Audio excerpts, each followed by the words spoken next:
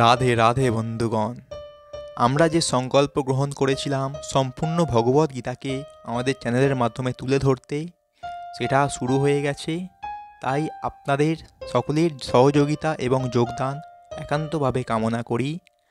আজ ভগবদ্গীতার দ্বিতীয় অধ্যায় সাংখ্যযোগ, শ্লোক 1। সঞ্জয় উবাচ তং তথা পিপাবিষ্ঠিম শূর্পণা কুলেক্ষণম বিসিদ স্তমিদং বাক্যমুবাচ মধুসূদন।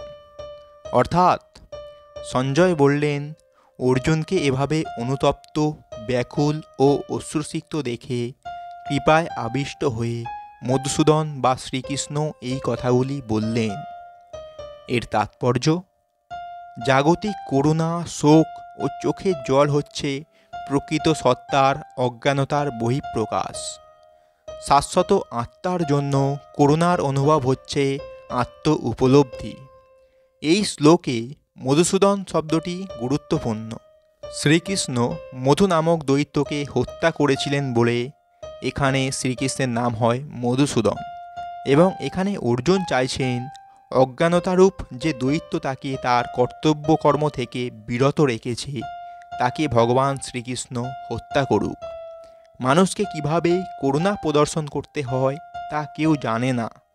যে মানুষ ডুবে যাচ্ছে, তার পরনের কাপড়ের প্রতি করুণা প্রদর্শন করাটা যতটা অর্থহীন, তেমনি যে মানুষ ভবসমুদ্রে পতিত হয়ে হাবুডুবু খাচ্ছে, তার বাইরের আবরণ জড় দেহটিকে উদ্ধার করলে তার উদ্ধার করা হয় না।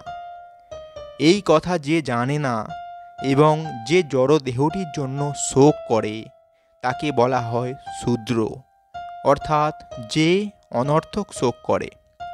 অর্জুন ছিলেন ক্ষত্রিয়, তাই তার কাছ থেকে এই ধরনের আচরণ আশা করা যায় না।